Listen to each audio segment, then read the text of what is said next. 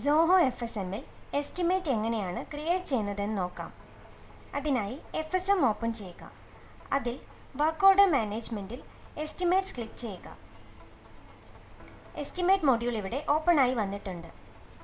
Create ചെയ്തിട്ടുള്ള estimates ആണ് ഇവിടെ കാണുന്നത്. ഒരു ന്യൂ എസ്റ്റിമേറ്റ് ക്രിയേറ്റ് ചെയ്യാനായി റൈറ്റ് സൈഡിൽ കാണുന്ന ക്രിയേറ്റ് ബട്ടണിൽ ക്ലിക്ക് ചെയ്യുക. ക്രിയേറ്റ് എസ്റ്റിമേറ്റ് ഫോം ഇവിടെ ഓപ്പൺ ആയി വന്നിട്ടുണ്ട്.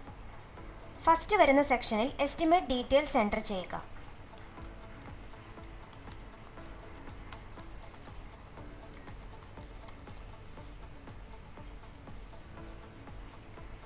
നെക്സ്റ്റ് വരുന്ന സെക്ഷനിൽ കോൺടാക്റ്റ് ഡീറ്റെയിൽസ് എൻ്റർ ചെയ്യുക.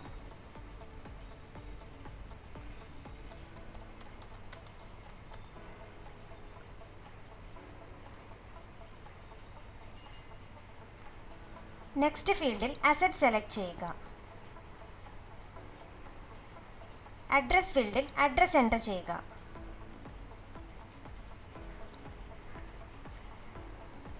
നെക്സ്റ്റ് വരുന്നത് സർവീസസ് ആൻഡ് പാർട്സ് ആണ്.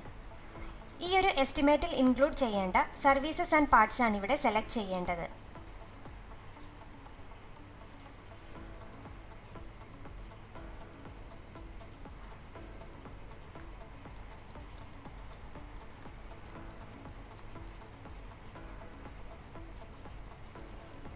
ഡീറ്റെയിൽസ് എല്ലാം എൻ്റർ ചെയ്തതിന് ശേഷം സേവ് ക്ലിക്ക് ചെയ്യുക.